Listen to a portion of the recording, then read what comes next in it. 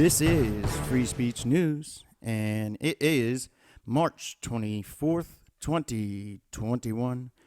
And not surprising here, as we have breaking news of information that a lot of us already knew.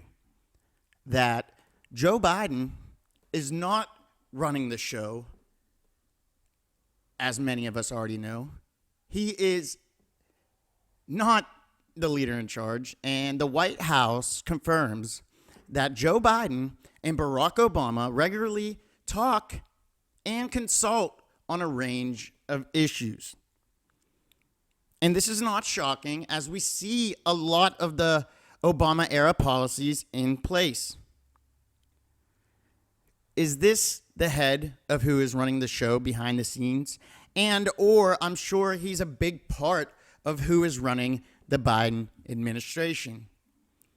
And a White House reporter asked Press Secretary Jen Psaki if Obama had visited the White House and if the two have talked. Jen Psaki said they consult and talk about a range of issues, and I would expect this to continue through the course of President Biden's tenure, as I'm sure he will, as their closeness is no secret, as shown in this last election cycle. Plus, as well, there is a number of White House officials that have joined and are joining Joe Biden's team. And they were previously with the Obama administration. And this is including Biden's now Chief of Staff, Ron Klain, National Security Advisor, Jake Sullivan, U.S. Treasury Secretary, Janet Yellen, and Secretary of State, Anthony Blinken. And even Jen Psaki herself is from the Obama administration. And I'm sure there is a lot more, too. But, I mean, as you can see, it's basically just the Obama administration all over again. And despite what people might think, Obama was not good for the American people. His presidency was a complete disaster between the Libya issue that has now turned that country into a failed state, the Benghazi issue involving Hillary Clinton, where 3 Americans died. 3 American contractors, I should say. And trying to take over Syria, but failed. And now we see Biden, within 2 months of his presidency, bombing Syria. Surprise, surprise. So I'm sure more Obama-era policies will be in the works and will be enacted moving forward, which is not going to be good for the country if we're using Obama's tenure as presidency as an example. So we got to continue to keep an eye on that because we know more of that is coming. And something I want to speak about, we have huge breaking news again in the election integrity department, as we have the Wisconsin State Assembly on Tuesday passing a resolution on a 58-35 vote to authorize an investigation into the 2020 election. The committee will now have subpoena power to compel testimony and gather documents and etc., which includes voting machines. This is a huge win yet again for election integrity, as we can now find the truth of Wisconsin and what happened on November 3rd. And this is now, I think, the 5th state or county that is conducting some sort of investigation into the November 3rd, 2020 election.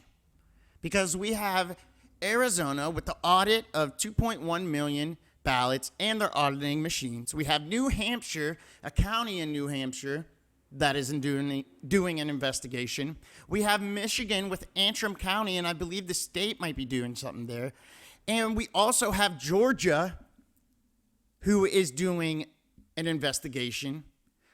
So one way or another, with these states, and some of them are the swing states, we are going to see the truth. We are going to find out if the election was stolen or if the election was won fair and square.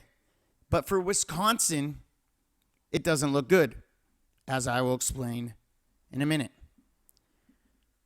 So back to Wisconsin, as they are one of the states that was pretty suspicious as you look at this chart here, I mean, does this look like a normal election chart to you? I mean, you see the red and blue lines, and they are going up the way it should look when one candidate is beating another. And then all of a sudden, late at night, a ballot dump with mostly all votes going to Joe Biden. As you see this anomaly, you see this huge spike for Biden. And I mean, it's obvious that something is wrong with that. It's insane to think when Joe Biden was losing by a lot, suddenly counting stops, this ballot dump goes in, and Joe Biden wins by a very, very narrow margin. And anyone who deals with data and data analysis can see that this is a huge anomaly, even if there was, which there was, more mail-in ballots. That spike is just simply not normal. You do not see, I mean, there's a couple places you see that, but you don't see that in other places. And many data experts have said the same thing about this ballot dump. So now we might find the truth. And here's another issue dealing with Wisconsin, as I'm sure a lot of Americans don't even know about things like this, where in Wisconsin, the indefinitely confined voters in 2016 were at around 60,000. And in 2020, that number raised all the way to 240,000. And even though we were in lockdown, that is still a huge spike that does not seem correct. And the biggest issue with these indefinitely confined votes is there is no oversight at all. There is no IDs required. There is no one present to know who filled out the ballot or if it was filled out correctly, or if the person who said to be voted was the one who even filled out the ballot to begin with. And wait, there is more. There is more. The observers in Dane County found thousands of ballots with the initials MLW on them. The same initials. And at that, the ballots seemed like they were printed straight off of a printer. Filled in pristine ballots that weren't folded like they should have been, because they do get mailed. But even if they were folded, something within all these thousands of ballots with the same initials, and you don't see a problem with that? The people on the left say there's no voter fraud, but you have thousands of ballots with the same signature. It's absolutely insane. And I'm sure most people don't even know about this. And this is supposed to be a fair process. This is happening in a United States election for the president. This is insane, and it has to change. So hopefully the investigation can get to the bottom of it. And I can't wait. And hopefully, which I think, the truth is going to come out for the world to see. And speaking of election integrity, in Georgia, a little update for Georgia's election integrity news as the recount for the state continues. And it's being led by Jovan Politzer, who has a technique to forensically inspect ballots.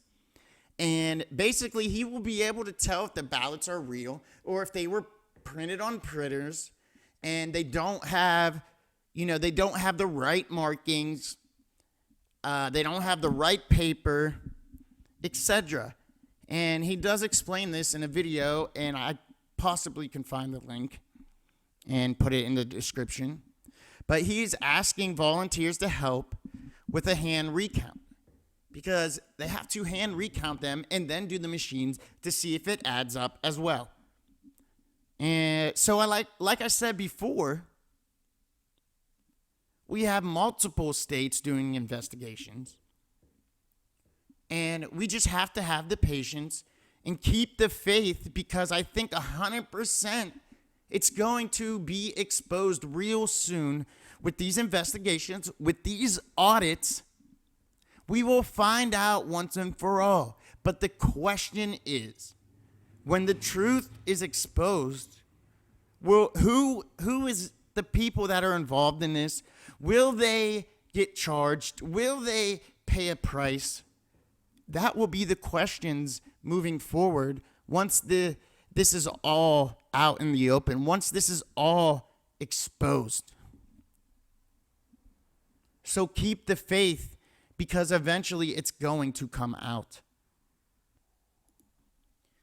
And moving on to the obvious breaking news that we had of the Boulder, Colorado shooting. As the Biden administration, after this shooting, of course, pushing the narrative like they always do for assault weapons ban. And when at least publicly, we don't even know how he got the gun. But reports say that he got it 6 days before the shooting. We still don't know exactly how he got it. And just a little FYI for people who don't know, Boulder, Colorado already has extended universal background checks. They already have strict gun laws. And did it make this situation safer? No, it did not make this situation safer at all. And the Biden administration is pushing for the Senate to pass H.R. 8 and H.R. 1446, which creates universal and expanding background checks and much more. Then, as always, calling for a, quote, assault weapons ban. And then Biden says, we can ban assault weapons and high-capacity magazines in this country once again. I got that done when I was a senator, and it passed. It was the law for the longest time, and it brought down these mass killings, and we should do it again. And this was done from 1996 to 2006, which personally, I didn't even know about that. But a report was released that during this assault weapons ban, there was no real reduction in crime that could be credited to the ban. So, no, you are wrong, Mr. Biden.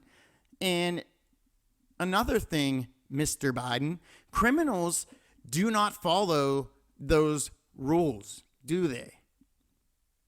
They will still be able to get high-capacity magazines. They will still be able to get assault weapons. They will still be able to get 150-round drums for even pistols. I don't know if you know that, Mr. Biden, but you could get 50 and 100-round drums for pistols as well.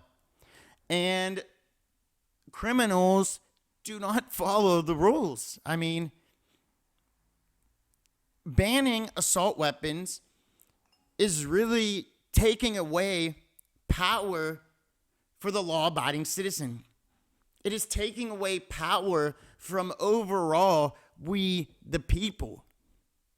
If Americans and the American people, if they cannot defend themselves, then we have lost all the power we have. And that's why they don't want us to have guns. If there is no guns, the government could easily take over and the people could do nothing. I mean, these people are sick in the head, and you never know what they could possibly do. These people think at an evil. I mean, it's just evil. They want to ban guns from law-abiding citizens because of a couple people. I mean, it doesn't matter. Some of these mass shootings, they got the guns illegally. And just because you ban assault weapons and do extra background checks, that's not going to stop people from getting assault weapons.